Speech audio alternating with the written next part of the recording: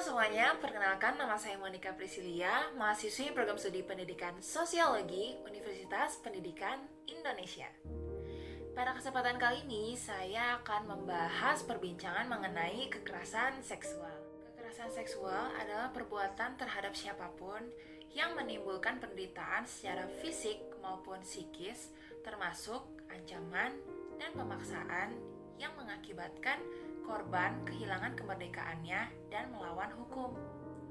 Dari pengertian ini dapat kita simpulkan bahwa perbuatan ini sangat tidak manusiawi dan pelakunya harus mendapatkan hukuman yang setimpal.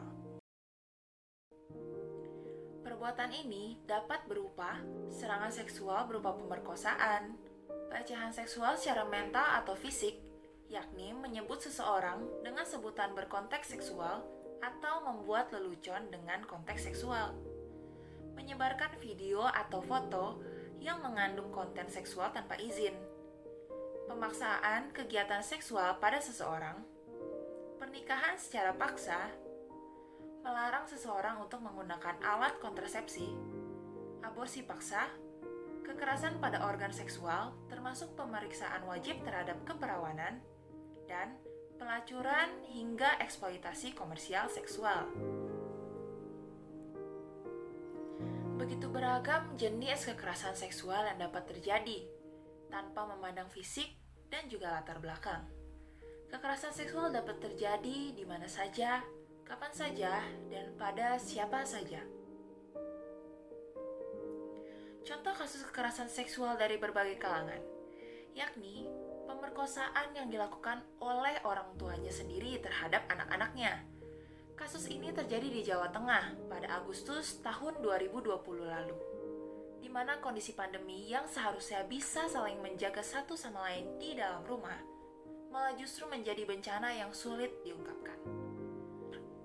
Beberapa waktu yang lalu, ramai pemberitaan mengenai kasus kekerasan seksual yang dilakukan oleh pria asal Indonesia di Manchester, Inggris. Kasus kekerasan seksual yang terjadi pada laki-laki tersebut menjadi hal yang tidak biasa terjadi di Indonesia, karena pada umumnya kekerasan seksual hanya menimpa kaum perempuan. Hal inilah yang menjadikan kekerasan seksual dapat terjadi kepada siapa saja, tidak memandang gender, melainkan dominasi pelaku terhadap korban. Kekerasan seksual yang cukup meningkat di masa pandemi ini adalah kasus kekerasan lewat media sosial, di mana di masa pandemi ini semua orang beralih pada teknologi, yang di saat bersamaan dimanfaatkan oleh para pelaku untuk melancarkan aksinya, berupa mengirimkan video pornografi tanpa izin, komentar tubuh yang tidak senonoh, dan lain sebagainya.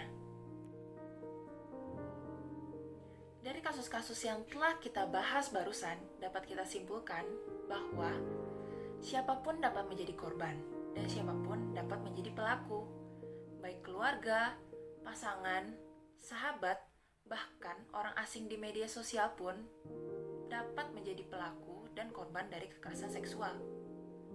Sebagai individu, kita harus memiliki pengetahuan dan kemampuan untuk melindungi diri sendiri, memilah lingkungan, dan juga mencari tahu latar belakang dari orang-orang yang kita kenal.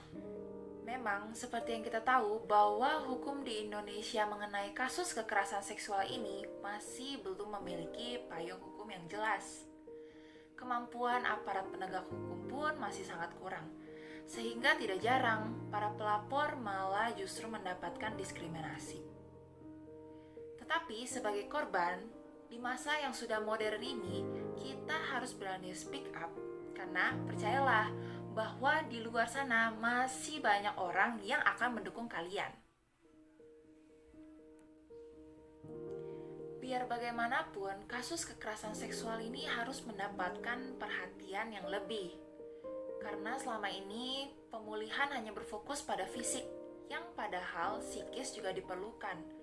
Trauma yang sangat mendalam yang menghantui kehidupan keseharian korban pun harus dipulihkan demi masa depan korban yang lebih baik ke depannya.